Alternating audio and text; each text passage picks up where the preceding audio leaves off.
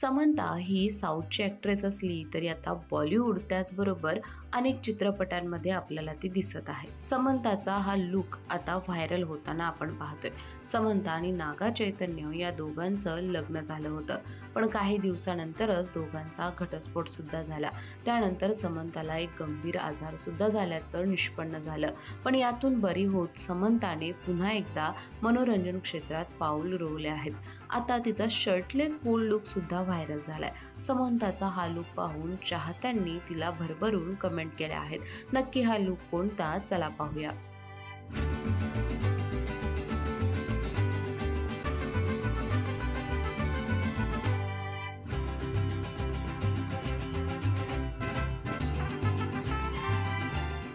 समंताचा bold आणि हटके look तुम्हाला कसा वाटला नक्की कळवा.